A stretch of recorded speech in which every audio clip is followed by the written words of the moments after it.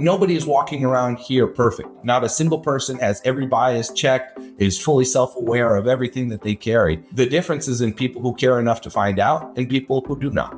And I would argue that the best forms of leadership are leaders that are constantly looking for ways of innovating, reinventing themselves, their organization, constantly finding new ways to draw out the best of their people. And I think if that is the space that you're trying to occupy as a leader, making space for things like bias that you may carry and propagate unwillingly and unintentionally is a critical first step for you to be able to be aware and then ultimately address them. Hello and welcome to the Conspiracy of Goodness podcast. I'm your host, Dr. Linda Ulrich. I'm also the founder of the mothership website of this podcast called The Goodness Exchange. We have been for 11 years bringing people news about what's right with the world. There is an enormous wave of goodness and progress well underway in the world that almost no one knows enough about right now because of this way the news kind of plays with our attitudes and our worldview. But it's not necessary, because at the Goodness Exchange and on this podcast, you can learn about folks who are fundamentally changing our futures in a positive way. And we are here to celebrate one of those great thought leaders today. Today, our guest is Emiliano Void. He's a social entrepreneur who has worn many hats. He's been a college athlete. He's been a tech leader. He's been a strategist for the automotive world. He's been a community organizer for the Black experience in Vermont. And now he's the founder of not one, but two organizations that are doing groundbreaking work. One is called nuwave, and I'll tell you all about that in a minute. And he's also the co-founder of Accelerate Auto, which we'll talk about as well. He's helping people, in a nutshell, see that DEI is not a buzzword. It's a way of seeing business as an opportunity. Essentially, it's a business superpower, DEI. And he says, I love this quote, diversity isn't a question, it's a fact. And once you hear him talk about this reality, you will know that that statement holds many truths. Whether it's neuroscience, the myth of meritocracies, the return on investment of belonging, Emiliano connects the dots in ways that are so fresh and that will leave you feeling like you've made a mental leap in perspective about DEI. Emiliano and his team at nuwave are working in a way that's changing the way we think about DEI and making sure that we never just see it as a check the box part of the business world. So buckle up, because this conversation is going to shift your perspective about DEI in the best possible way. Let's dive in. Welcome, Emiliano. Thank you so much for having us. What an awesome intro. Oh man, I tell you, it was so easy to find all kinds of things to brag about in your work. It was also sort of a refreshing departure because, we both know, and we're not going to go into the politics right now, but we know that DEI is under some kind of horrible, stressful chapter right now. And I'm telling you, after I talked to you in our pre-call interview, I felt like anything's possible. So thank you for sharing your time and your insights with us today. It is an absolute pleasure to be hanging out. And thank you so much for the kind words. And hopefully I don't make too much of a fool of myself while we go through this. No way. I mean, you said some things. Well, let's just start out with a quote, because I was typing as fast as I can while you and I were just having a normal conversation in our first meeting. You started out by saying, DEI has existed since the first person put on eyeglasses. And then you named 10 other things that are just like that, like things that never were and now are, or things that we are always seeing but not seeing. And this work isn't going anywhere. You said diversity isn't a question; it's a fact. We are all these layers and layers and layers. Talk to us about that. Yeah, well, I'd have to argue that diversity, equity, and inclusion existed even before glasses kicked off, right? It's been a common stance there has always been unique needs that correspond and satisfy unique solutions, or vice versa, right? So we all have these unique sets of needs based on how we are, who we are, how we live. In the diversity, equity, and inclusion conversation is really about matching up to those needs. And so that's existed since the dawn of time, since people were hanging out together. It's just currently the most popular form of it is talked about in diversity, equity, and inclusion, but it's existed under different names and different terminologies in the past. It's not going to go away because it's always been there and will always continue to be there. Whether or not we get caught up on the nomenclature, I think, is the big thing that folks are kind of dealing with today. That's exactly what it is. It's a nomenclature thing. I'm on a board where some of the folks wanted to take out those words from our CEO's job description and what she needed to be good at. And I just said, hey, let's not get stuck on words. Let's just figure out the kind of person we want to be CEO of this organization and how we want them to invite others into the process of doing the good work. Yeah. If you're a rational human being who believes that different people have different needs and that it makes sense to be able to support those needs, and that having environments where people feel valued and respected is an essential part of how you want to occupy time and space, then you are talking about diversity, equity, inclusion in and of itself. And so I think part of what's currently happening is just in a way to divide people around values. There's now this kind of crosshair on certain terminology, like there have been in times past, and there are sure to be in the future. The values of this work hold true and exist in a whole bunch of different ways, whether people call it that explicitly or something else all in of itself. If you are understanding that people are different and that those differences are worth figuring out how you can make and leverage the best out of, and if you want spaces that make sense for people and want them to hang out in a place where they feel valued and respected, then we're talking about the same thing. I totally agree. And I thank you for just cutting it down to size, because we do look at it at the controversy over these words like it's some looming social phenomenon, and it has been happening for thousands of years. Yeah. And we have also learned through thousands of years that at the hardest and at the most normal moments, it's the diversity of thought that gets us to the next level. Like somebody says, hey, what if we did it this way? Or when I was a kid, my grandma said this and now we can apply it. God, the more brains in the world. You have this great, you talk about the difference between collective intelligence and singular intelligence. Yeah. I mean, this is a, theory that has been proven, successful time and time again, right? Like we are greater as the sum of our parts than we are the individual components of them. And collective intelligence is dead center of how it is that it makes sense for organizations to be the most impactful, the most successful, the most innovative, the most creative, all of these things that are really driving conversations in the business community. And we think being able to leverage that in all of its different forms is a critical aspect. You've spoken about it as a superpower. We're firm believers. You have a whole bunch of different folks that show up in your space that have experienced lives in a different way, whose personal identities influence their ideas, their thought processes, and their contributions, certainly their talents. Finding a way to be able to tap into as many of those as possible, to me, sounds like the best opportunity that you can provide for your space to be performing at the highest level possible. And so that's really, in the way that we're looking at the work, that's really the approach that we bring to the table. We are leveraging collective intelligence and lowering the barriers to that happening so that we can get to the highest performance or desired outcomes that we are looking for. There is this through line that seems to cut through all the innovators that I interview.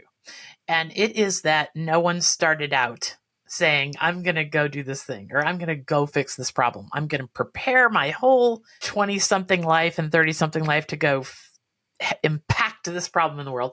Everybody has kind of a circuitous journey that leads them to doing and finding what they're uniquely built to contribute. You've had such a path. Totally. Talk to us a little bit about how these careers that you've had wind up, producing Nuwave and the other great projects. Yeah, there's probably some stuff I'm going to have to leave out. That's okay. Certainly, I think, even I'm a big family kid. I'm the last of 7 brothers and sisters, and they all kind of poured into me, and it influenced the way that I show up in the world and how I live my life. And we've always had a really strong sense of community as a family. My dad was involved in some really interesting stuff, and back in his day when he was rocking bell bottoms and big afros. And my mom has this like bleeding heart and desire to see the world be a better version of itself. And so I think all of these different kind of contributions from all of these different people have really kind of built the foundation for me for how I show up in the world. And it took me a while to kind of figure that out, but sports and athletics really help kind of provide structure and framework for me in a way that I desperately needed in times when I wasn't really sure who I was and what I was getting into. And it was really interesting once my playing career, my athletic career was over, finding a different channel, vehicle, conduit for that energy, that drive, and that ambition showed up in a professional setting for me. And so I was super, super fortunate to have a whole bunch of folks that just extended themselves to me, mentors, direct managers, people that elevated me, that helped me kind of step into my own and really own my space, and that actively helped me kind of move my career forward. And they put me in rooms with folks when I am fairly confident I probably shouldn't have been, but they saw things in me that they thought made me deserving of being there, and being able to capitalize and push through on opportunities as they were presented continued to open these really, really interesting doors. And what became very apparent to me pretty earlier on in my career was the ability to create positive impact, certainly in some capacity that showed up in sales and performance and some of those components, but also in some of the community-based work that we were doing, finding ways to bring folks together differently, to celebrate and identify gaps, needs for our communities, and find creative vehicles to kind of help solve those. So all of that kind of wild combination of this, and you can probably see it currently in this conversation and in everyone that we might have moving forward. I got a lot of energy to give. And so energy and hard work, I think, have been the biggest talents that I've been able to kind of carry with me in my life. And being able to occupy different spaces with different opportunities have given me a really interesting set of skills, perspective, and lived experience that ultimately we were able to capitalize on in what I think is the truest version of the work that I'd like to do. And that's driving positive impact and influence in my community, helping folks just like me that were less fortunate than me, different than me in other ways, find an opportunity to feel good about the spaces that they occupy, to have the same kind of opportunities that I was able to benefit from, and have organizations benefit from that gift as well. And so the work that I've done in all of these different places have kind of converged in a different way, as much as my background and upbringing as my professional trajectory, to kind of land me in a position where I feel pretty dead center on what the hell it is that we're doing now. So tell me what that is, because I think I probably just rushed into these insights that you're getting, and I didn't ask you to even explain the work of nuwave. nuwave is a consulting and technology firm, and we're kind of one of the first to apply this mixed methodology approach to the work. We're huge believers in technologies as amplifiers of capacity, as ways to kind of track and measure progress. And we're also firm believers that expertise is really what sets the difference and really helps us be successful in the way that we approach the work. So we work with a whole bunch of partners on mapping out culture within their spaces through the lens of these diverse, equity, and inclusive values. We track performance metrics like sales, like employee turnover, like wellness in organizations, and we show the correlation of the two. So we know that culture influences performance. We are now mapping those elements out and laying them kind of on top of each other so organizations can say, culture is not for fun. Culture is not the words on the wall. Culture is a driving factor, a main contributor of performance and outcomes that we want to see in our business. We know that people are the key. We have these tools now and this expertise that allow us to really open that up for organizations in a completely novel and different way that has been done in the past. So we're this like social innovation or culture intelligence tool, and combination of culture change experts that are helping organizations capitalize on human capital to make sure that they are getting the desired performance and outcome that they're looking for. I love this culture intelligence tool. Yeah. I'm sure you're using data. You're using technology in some way to collate the feelings and things that people are expressing in business environments. Yeah. And, the things that people are feeling is what makes up culture. It's that's it. That's all culture is what we're feeling and how we're interacting with each other. And so how I understand what you do is you help businesses appreciate the nuances deep in their culture, not just wait till things are boiling over, not just wait till it's obvious there's a problem. You can get into some nuance that helps people grow their cultures into something incredibly productive.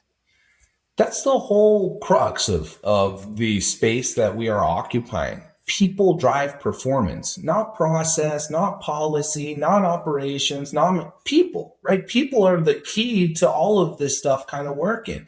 And in some spaces, you can grind them down into dust, swap them out, get somebody else in the door, and you will still produce. And that's true for some organizations, and some have always ran that way and will always run in that way. But there's a big growing body of research for years now that really shows that identity and who we are, how we show up in our space has a direct correlation to the performance that we provide in our space. Social exclusion is a really interesting phenomenon that, organizations are not tracking. People will look at things like profit, like loss, like EBITDA, like all of these different kind of performance-driven metrics that are hard metrics, looking for opportunities for efficiencies and optimizations, while people get like a 6-question survey through SurveyMonkey to be like, is your best friend at work here? And do you want to stay?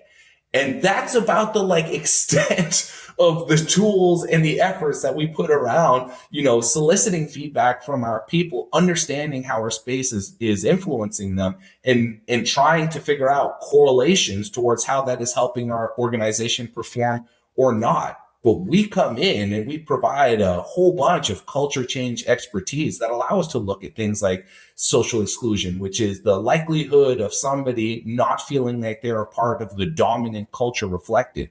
And that happens to 30 to 40% of people in any given space in any given time.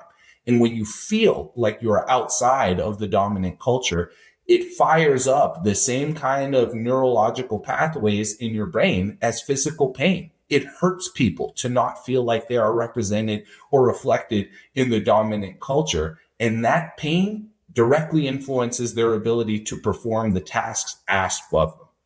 So we have manufacturers that have lasers that track the time that one part makes it down a conveyor belt to the next to shave off hundreds of thousands of seconds off their production line to streamline efficiency, but an entire workforce that supports them where 30 to 40% of them don't feel like they're a part of what's happening in this place and are producing at 50% lower efficiencies. And nobody's kind of looking at these metrics, and even having that information is different than solving for that problem. And so our organization and the tools that we use allow us to not only map out culture, connect them to performance for organizations, but also solve the issues through a whole collective intelligence of these culture change expertise. And that's how we come in and help businesses, I think, be the best version of what they'd like to be. Oh, Emiliano, that is just such a great summary of, what's possible in every business. You're one of those people, and I am fortunate enough to stumble upon them quite often, who says something in such a way that you're left going, wait, why didn't somebody else just say it like that? And then all this circling around the tree that we're doing would just go away because you have a way of simplifying the matter. I have to ask you about something, because all that sounds so logical to me, like so obvious. Why would you want to do it any other way? Why would you be paying the hundreds of thousands of dollars for the machine that can shave off a micromillimeter of something to make it more efficient, and you just not ask your people what could make them happier, more productive, more interested in the work? Like, why? I don't understand. Okay. I think it's a very good question. And I think it's a leadership issue. And let me tell you why I think it's a leadership issue. I was just, you saw me looking over the way this podcast is organized. Maybe the focus was on you, so the audience couldn't see me looking over, but I was looking quickly at the Conspiracy of Goodness podcast. And back at episode 186, I interviewed the I had a fun interview with such an eye-opening guy. His name is Darren Tully, and he was a CEO of a really big company, really big. And here's what he taught me. He went to a diversity and inclusion conference in Chicago at one point in his life when he was at the top of his game. And he was only one of 3 white guys there. And he thought that he was so out there and so already so hip and so tuned in. And he hadn't hired anybody of color or a different gender than him in years. But he thought, I am a nice guy. And he is a nice guy. I call it the nice guy syndrome. If we have a bunch of similarly oriented, just a bunch of people that are similarly made up, maybe it's white middle-aged men who are the leaders of businesses. I'm sure there's some statistics that you could give me on how that works out. Am I guessing, or is that true? Most business leadership. Something. Okay. And they are good human beings, and they do think of themselves as good people, and they try and so forth. It can be like that thing that you don't even know. It can be your total blind spot. And that's what happened to Darren. On day 3 of this conference, he was sobbing in the conference in front of everyone because he had this breakthrough of where he suddenly saw his blind spot. And he was, he had shame and he had every emotion you could have. But it's an interesting episode. Darren's very forthright, and God bless him for being so honest about who he was and then who he became. But I think that may be a part of it, Emiliano, is that what if everybody thinks they're just open and they're seeking new opinions, and they're not really? Yeah. Our brains are geared for that. Our brains are geared to continue to propagate what is normal and closest to us. Homophily is this natural tendency for like things to like each other. And so there is the whole conversation about unconscious bias because you don't know it. You can be a good person and be rife with unconscious bias. I would argue we all carry elements of unconscious bias based on our very unique lived experiences. I like to consider myself a person that's very in tune with the world. I'm an avid reader. I'm a huge believer of kind of self-education. And I know for a fact, I had a conversation with my best friend's wife, and she was like, hey, Mil, you're a big guy. You're about 6'4", 225. Her husband's 6'7", we'll say 260 for now. He's working on it. He's about 6'7", 260. We're big boys. I'm a loud person. She asked me, when you walk down the street at night and there's a woman walking towards you, do you like step off the sidewalk? And I'm like, no, we make space, we let them go. Maybe I'll flash a smile. And she was like, maybe you should just keep an eye open, see how many times you are walking towards women or people that identify in that way, and they may cross the street because they have no idea who you and Vince are, but they know that you are big, fit, big men, and that men are threatening, particularly at night, particularly to an individual, to a single woman. And so that was like a slap in the face moment where I was like, how many things like that do I miss? How many things that are immediately outside of my purview am I completely oblivious to that contributes to the propagation of bias, lack of understanding, lack of perspective that I might have? The problem is not, nobody is walking around here perfect. Nobody, not a single person has every bias checked, is fully self-aware of everything that they carry. The difference is in people who care enough to find out and people who do not. And I would argue that the best forms of leadership are leaders that are constantly looking for ways of innovating, reinventing themselves, their organization, constantly finding new ways to draw out the best of their people. And I think if that is the space that you're trying to occupy as a leader, making space for things like bias that you may carry and propagate unwillingly and unintentionally is a critical first step for you to be able to be aware and then ultimately address them. And I bet walking through that door opens a whole bunch of other ones directly behind that starts to shift your perspective and your sensitivity to the likelihood of you starting to self-identify or being more sensitive to the kind of biases that you carry. I think that's a leadership trait. Yeah, and that's Darren Tully's message. He does a ton of public speaking on this issue of us not really being able to see our blind spots. Let's get some numbers on the table here so that people can really appreciate the situation. Manufacturers, big businesses, corporations, small businesses, we're all trying to shave off a millimeter here and there in a process, or we're trying to get the machine that makes us 2 seconds faster or whatever. That's what we spend our money on. I've done it in the world of dentistry and all the technology. I've been on the leading edge of technology in dentistry for years doing that. I'll bet you there's some numbers, though, that would tell me if I'd invest the same amount of time and money in my culture, getting my culture more productive, what the gain would be from that. Are there hard numbers in that world?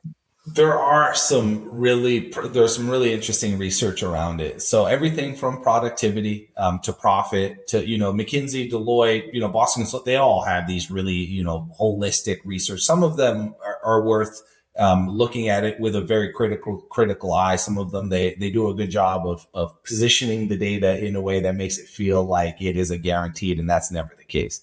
But two simple data points that are really interesting and easy to hold on to. The cost of social exclusion, and this Dr. Steve Robbins out of Michigan State does a whole bunch of work around this that's really, really interesting. If you take 4 numbers across any organization, you can put on a spreadsheet what it currently costs you to have an exclusionary culture. And that's total number of employees. You multiply that number by average salary plus benefits. You multiply that number by 0.3 or 30% of that workforce that feels like they're not a part of the dominant culture. And you multiply that number by 50%, which is about the average productivity impact that they lose. And those 4 numbers multiplied together will tell you exactly what you're currently leaving on the table as a result of being an exclusionary company or of having an exclusionary culture. And so the cost of social exclusion quantified in these really raw numbers is an unbelievable place to start to think about. So if a contract with, the folks over at nuwave is $20,000, let's say, and the potential cost savings that I could get from reducing my exclusionary culture from 30% to 20% is $1.2 million or whatever, does it make sense for me to think about whether this is an investment worth considering? You could even look at it from a employee retention standpoint. Employee turnovers, salaries under $100,000 cost about 130% in opportunity cost loss to the organization in filling that position. Anything that's above the $100,000 is 200% of the cost of that person. If we help retain one person within your organization by identifying where culture is pushing in on them in the wrong way and then building solutions to address that, you get the cost of our contract value back several times in that one person. And so, yeah, there's a bunch of ways that you can start to look at the financial impact and indicators of this work. And the question then becomes, in an never-ending list of priorities and competitive dollars for one another in these different initiatives. Yeah, for sure. There's a machine that we could bring it that will for sure shave another 0.1 second on our production line. For sure. Guaranteed, it's a machine. It operates in this way. Or you could think about if a fractional component of that investment was directed into tools, teams, partnerships, and relationships that helped you elevate levels of inclusion across your organization, decrease your levels of employee turnover, increase your levels of productivity, all through one relationship. Does that kind of investment justify prioritization? And we think the answer to that question is yes. Oh my gosh. This is, and Emiliano, this is so applicable to almost every industry that relies on employees' goodwill and their sense of well-being in their daily work. I can tell you that we, in this dental practice that my husband and I ran for so many years, 12 to 17 employees, man, if somebody was crabby if we started to notice that one employee had an impact on how the whole day went because they just had that attitude. Most people listening to this podcast will know what it feels like to have one person in the organization who sort of controls the emotional imbalance of the day from time to time. If we kept that person because we thought they had some special skill, we always lost the super nice people. So the quicker we dealt with the crabbiness, let's call it, the more really nice people we attracted and retained. And it was simple as that. That was a real, I would say it's a real part of the magic to our efficiency in a professional environment. I'd love to see how your concepts would apply to healthcare. I think there's a connection there that could be extraordinary with the research I've done on nursing and the way nurses are going out of that profession. Yeah, because their environments are so unpleasant. Yeah, well, it's really interesting. There's awesome studies and research done, particularly around nurses and levels of psychological safety and how that has an influence on not only the performance, but the elevation of a near miss culture and the challenging of situations that cause more or less harm to patients. And so, yeah, the difficult thing is if you don't know, because you don't measure, you don't have the means or the tools to ask the right questions to get to that data point, you can't do anything about it. And you might be walking by this chronic issue that you have every single day, being the best person that you can be, showing up with all of the right intentions and trying to prioritize the well-being and happiness of your people in all the ways that you can. You might be completely missing the mark. And so we really do believe the same way it makes sense to have all of these really powerful analytical technology-driven tools around our processes, our outputs, our performance measures. We think it makes the same sense to have something around your people. And so a lot of people will survey to get feedback or to get a badge, to be like, oh yeah, we got this badge, we can put it on the website, but nothing real is happening behind that. There's no real solution or intervention. There's no real expertise. There's no structured process behind that. We think there's a miss. And we think we have an opportunity to help support folks. And what's really cool is as we continue to grow our client base, as we continue to expand our relationships with academic institutions, we are starting to produce research that supports exactly the value proposition that we share. Take care of your people. It takes care of your business. Well, and that's just to get right to the heart of it. That's why I wanted to interview you. It's a win for all the stakeholders, community, individuals, ownership, staff, everybody wins in these unique moments in innovation time. And I think you're captaining one of those ships. So let's get more deeper into this. And when we come back, we're going to talk about some practical applications of all this in all kinds of parts of our lives. You know how the constant negative noise in our digital lives feels like it's reaching a boiling point? Now, many of us have tuned out the news and social media almost entirely. Well, it doesn't have to be that way. There are newsworthy stories about amazing progress, innovation, leaps in human potential, and wonders in the natural world, and they're just not reaching the top of our feeds. We can have access to this, but none of us has the time or maybe even the emotional stamina to search through all the doom and gloom news to find what's right with the world. Okay, enter the Goodness Exchange. There, we are giving instant access to positive news for curious people. Did you hear about the recent Harvard study that found that exposure to just 4 minutes of good news can make you 32% less anxious and 18% more optimistic? Well, I don't know about you, but I need those kind of numbers in my life. So if you want to live with more joy and way less fear, it's really simple. First, you join us at the Goodness Exchange. Everyone around the world has the opportunity to access this kind of content. And we've promised no politics for about a decade, so you're safe from all that distraction as well.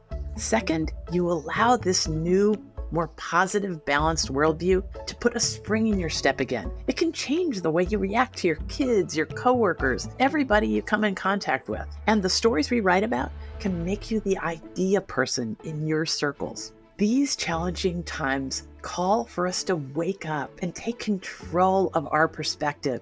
The people who use the Goodness Exchange have the ability to react to the harshness of the world much different because they know way more about what's right with the world. And that's a resource. So subscribe to the Goodness Exchange, our YouTube channel and the podcast, and use this content to live a more expansive worldview. It is still an amazing world out there, and you can be a part of it. Welcome to the Conspiracy of Goodness. Okay, we're back with Emiliano Void. I don't think you can diminish the impact of what you're doing when it comes to attracting and retaining good employees. And that's the bottom line. In all of business, in my contact, in my practice with business people, and constantly talking about the business world in the last 5 years, especially, and how hard it is, it's all about attracting and retaining good people. They cost you less. They do more work. They aren't on your mind, preying on your mind on your drive home, and they attract more good people. So I think that's what I really wanted to celebrate in your work, is that you appear to me to be this business that's come out of the best of intentions, bringing together a lot of elements that make good business sustainable, because it all comes down to people, as you've said 3 or 4 times. Yeah. And our businesses are not sustainable if we can't attract and retain good people. Amen. And I think one thing that's like understated is the recognition that organizations are really, really gifted at giving their people the hard skills that they require, the technical skills that they require to do really good work at their job. Organizations are really, really good at giving folks, training folks, bringing structure and framework around folks that help them be very, very successful at the technical requirements of their work. The soft skills component is a humongous opportunity for folks to do better with human interactions, the way that they interact with each other, the way that they occupy their space together. And that requires different skills, different expertise, different approaches. And that's something that we think is a huge, huge missed opportunity, that if we can elevate soft skills around identifying bias, better patterns of active listening, how can we use emotional intelligence as ways to build bridges and connect to one another? How do we increase levels of psychological safety? Because we know that's a strong indicator of high performing teams and high performing organization. That's not a technical job requirement. That is a soft skill that needs different framework, different ability to introduce it, and expertise to be able to hold and share it with folks.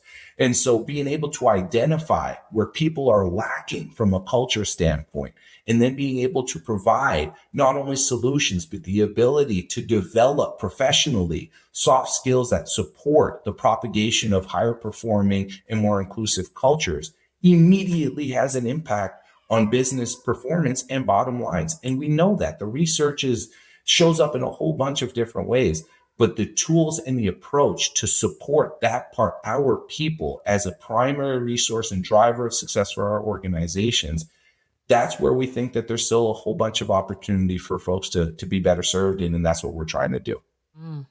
So looking ahead, what's one trend or idea or innovation that you think could shape more and more inclusive and a flourishing world? Is there something in the next 5 years that you think is just an idea bubble right now that should or will catch on? Or, I know it's a hard time to think about that with like our, well, I'm trying to stay away from the politics of this.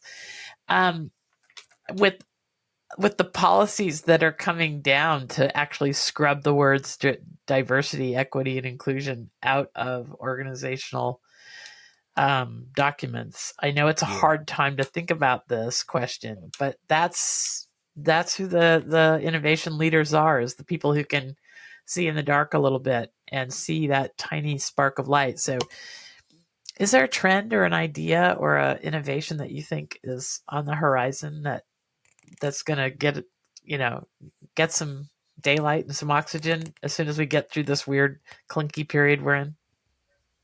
Yeah, I think what I have perceived has been the rise of personal identity in the workplace. Our individual values, our individual identities have an influence now, and asking people to show up just to do their job, shut up and dribble, all of this conversation around just do your work and forget who you are. I think that ship has sailed for the most part.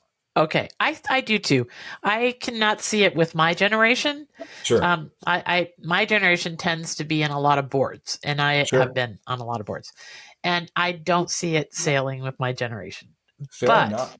when Yeah. I'm on a diverse board, or the leadership and management and the folks that I'm working with in the organization are more your age and stage, that ship is so sailed. Yeah, and there's always going to be this Yeah, misalignment, right? Particularly from a generational standpoint. yeah. I don't think there's ever been a generation that comes behind another generation and be like, these folks did everything right. We're just going to do what they did. I don't think anybody's ever said that. Certainly, my dad's never said it to me.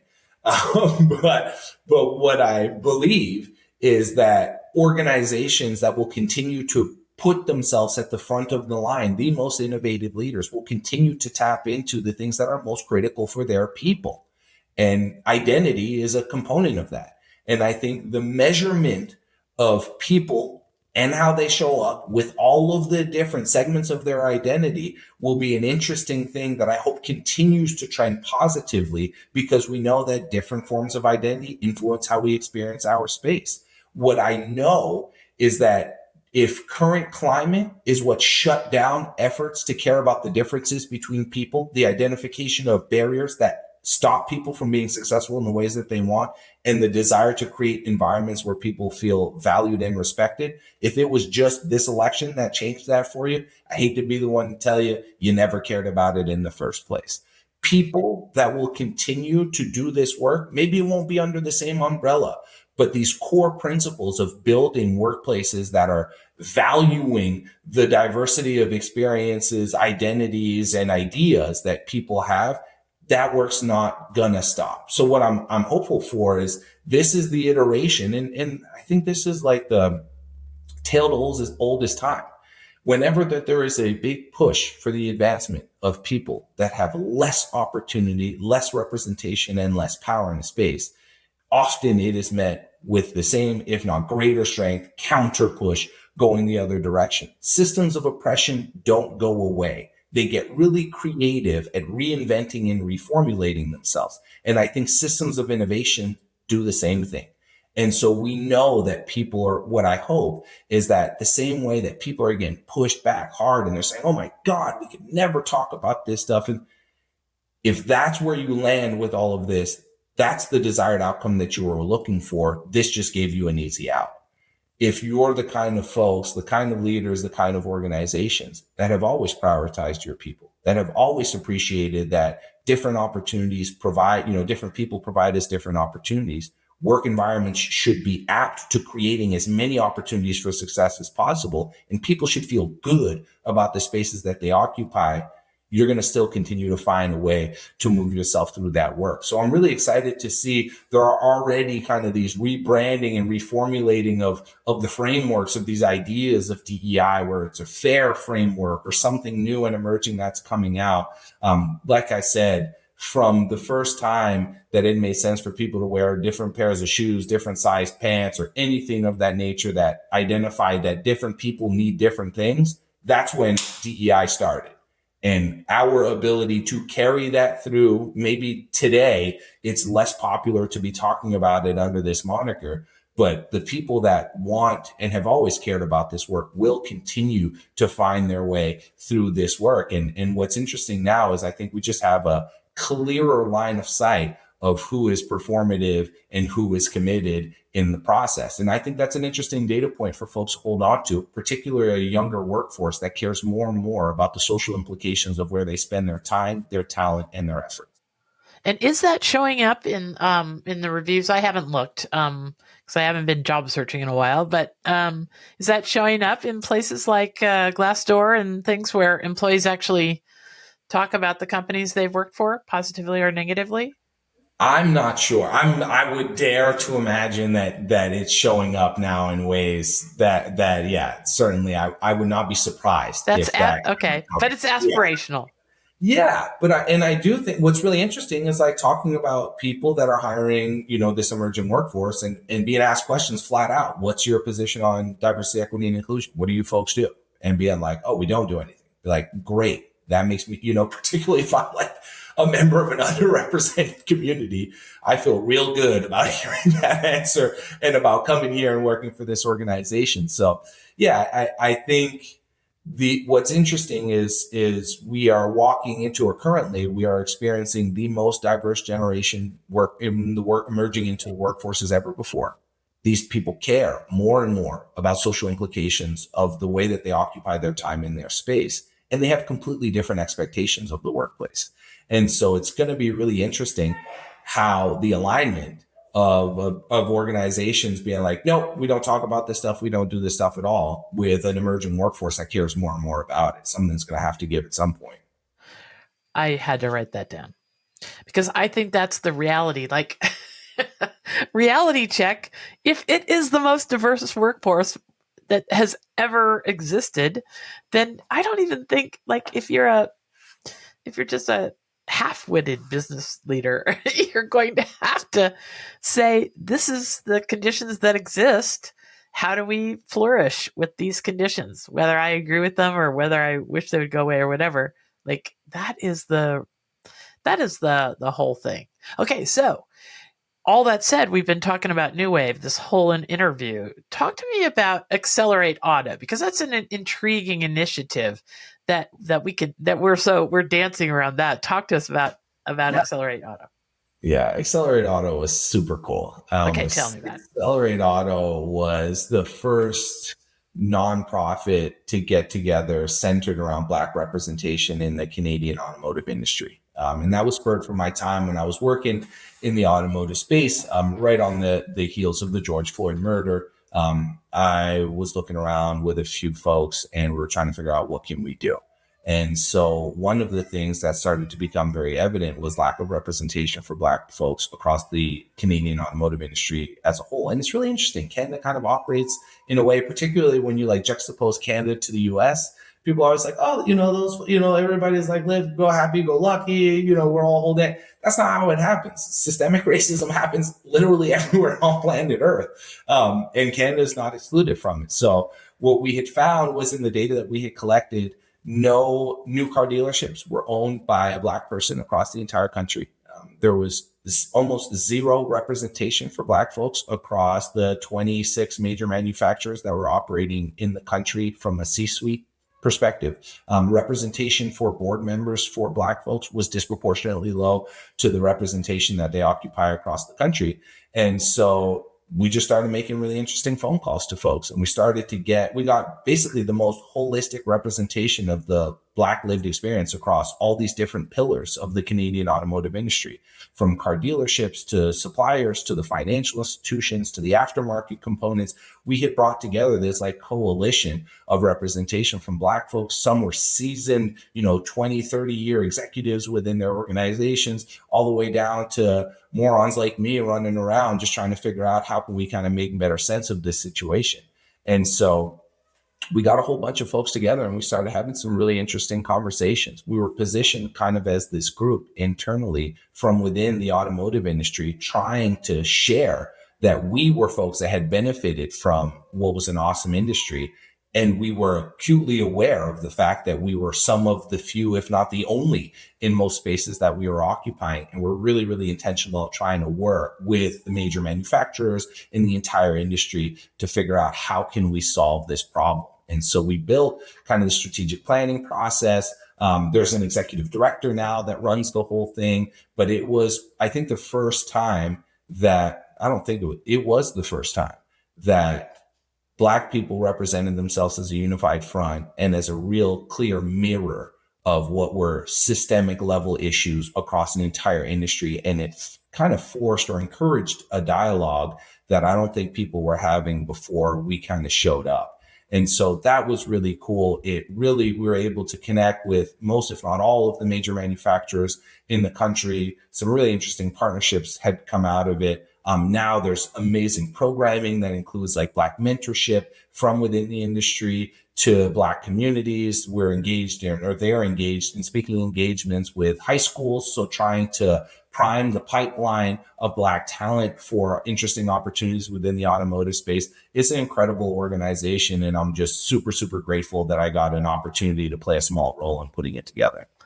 Isn't that maybe the sort of oddly enough, after all this conversation we've had, isn't that oddly that maybe that answer to that trend idea, innovation to come in the next 5 years question that I ask you? Like, couldn't you put together something exactly like Accelerate Auto for the aviation industry, for the, movie making industry in Canada, for almost, I mean, this is the way it has shaken out, is that we say we want something, but we're not actually taking action to get it. And that's what I see Accelerate Auto as an example of. You could probably apply that in 50 industries. It's Certainly, just an awareness thing. People, it's a mirror. Like you said, it's a mirror. Yeah. I would say that there are opportunities that have come out of that work now that were not in existence prior to it. And do I believe that, industries across the world and in different countries could value and benefit from a similar approach? Yeah, hard to argue. And also, I'm biased in my perspective. That's my lived experience. I got to stand up, be a part of, and help lead something that created real change. Of course, I believe that there's value and benefit for it happening in other places. It's really, there's a part of it that's really cool in the fact that we're able to make it happen. There's also a part of it that was really, really frustrating for it to be that situation that forced that conversation. If we are constantly waiting for moments of chaos or the worst versions of ourselves to show up in order for something different to happen, we continue to push the ball further down the field for somebody else to deal with our mess. And so, it was a bit of a double-edged sword or two-sided. That is a huge point. Thank you for making that point. I completely missed the starting line there came out of the George Floyd issue. Yes, and the awakening. That I think was just simply an awakening. Yeah, in many ways for folks, we didn't even. Yes. Okay. So we don't want a world where we have to go backs to the wall like that to start anything positive. But I guess what I'm saying is I hope that its example grows, and that you could probably form the same sort of nucleus in lots and lots of industries and have the awareness grow there too. And maybe it doesn't have to start with the tragedy. Yeah, and coalition building is like central to change. Exactly. Coalition, and that's true for organizations, like it is true for industries, like it is true for communities. It is, if you can find a whole bunch of passionate and talented folks and you can point them together towards a singular outcome, you can get a lot of really cool stuff done in that process. So I couldn't agree more. There is an example there that I think is really reflective of the potential that we have when we decide to come together and to move against or towards, a better version of ourselves. And again, not to make it all about kind of new wave, but we don't want it to be crisis that trigger the desire for us to do more for our people when our entire organizations depend on them. We want that to be proactive. We want that to be the kind of leader that says, of course, if there's an opportunity for me to identify gaps that there's no way that I could know, that our team don't have the time to address, and that we can get a whole bunch of extras to help us solve, yes, I think that makes sense. And so, I guess to kind of draw a connecting thread between the two endeavors, right? The opportunity to galvanize folks for change should not be driven by tragedy, crisis, by a negative situation. Ideally, these are things that people find a value in today, that if they could find the appropriate vehicle, the appropriate partners, the appropriate approach to make it easy and accessible for them, that's an opportunity that they just didn't know that was available to them. And that's what we're trying to do. We're trying to help folks make it make more sense for their people, because it makes more sense for their business and it helps in the same time. So yeah, that's kind of how we're getting down. So, gosh, we could go on and talk about just every little far-reaching ripple on every shore that you are going to be creating with this organization or organizations. But, in the very end, you must have something that we can go out of this interview on, some thought, what do you really wish people knew? Because as we've talked about, our culture's in a rocky boat right now. We're trying to find firm footing in a new place where we will eventually land. That is historically how it goes. What do you really wish people knew? If this interview had only been a couple minutes long and you just wanted to make sure that people had some insight that you just hold as precious. That's good. I should have wrote something down. I think the big takeaway for me is doing the thing that's right and doing the thing that's profitable. They don't have to be mutually exclusive. And I would argue they can't be. And so part of what I hope we are helping people understand through our work is empowering your people, creating the kinds of environments that people are fans of, will do nothing but help all of these hard things that we hold ourselves accountable to. And what's really cool is when we live our values in action and not just in conversation, it has an absolute kind of reverberation effect on, like you said, all elements. Everybody wins, on our communities, on our people, on our outcomes. And so, yeah, I really hope that the idea that you can do the right thing, that you can bring in the help and the tools and the services to do that, and that can help drive your organization to whatever success looks like for you, that's not a far-reaching idea in outer space, that's happening right here, right now, and folks can be a part of it as soon as they'd like to. Lovely. Okay, so what has to happen next? Like, I hate to send people away from these podcast interviews when they've heard somebody like you with fresh ideas without what to do next. If folks are working in environments that would be appropriate for this, should they recommend that their leaders call you? Like, what has to happen next? You need to just grow your outreach, your business, that's it. Your community. Yeah. We need to normalize the use of and the importance of tools like these within spaces where we spend humongous parts of our lives. The same way that we all have tools that track a whole bunch of other things that are happening in our workspace, we need the same for our people. And so, yeah, at the end of the day, all we need is literally more. We need more people to partner with us. We need more institutions and academics that want to take a look at how they can contribute their expertise to have positive impact within organizations. Yeah, we just need people to care for each other enough to do something about it and not talk about it. Okay, so how do they connect with you next? You can call me 774-262-9353. You can give me a shout directly. You can email me at emiliano@nuwaveco.com. You can check out our website, nuwaveco.com. You can find us on LinkedIn. You can Google, maybe don't Google me. Don't Google me. Just call me. Call me, text me. Anybody that is like serious, curious, interested in figuring out how it is that we are driving positive change within organizations, how we are helping people help performance. We're really not hard to find. Reach out and we'll figure out a way to make it make sense.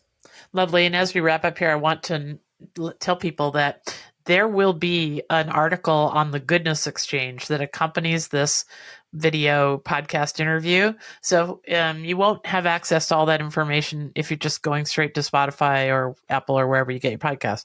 But if you go to the Goodness Exchange, it's free to the world, and look up Emiliano Void. Just in the search box, you're going to get this great interview. You can watch it or listen to it, and we'll include all kinds of links.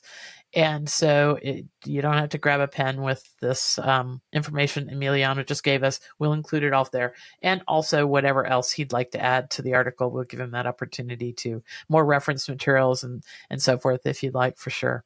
So thank you so much, Emiliano. This has been absolutely a lovely conversation. It makes me feel better to know there are people like you out there. That's way too kind. No, I appreciate you're like the time. one of those damn the torpedoes kind of guys. Lovely.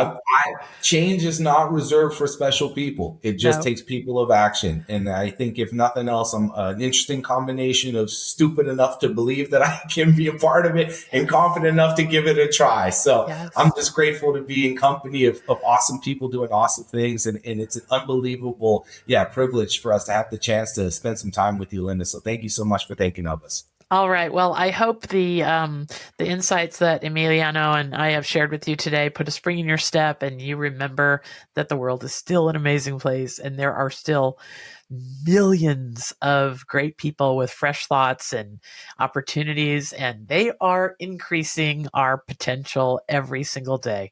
Thanks for joining us at the Conspiracy of Goodness. Bye-bye.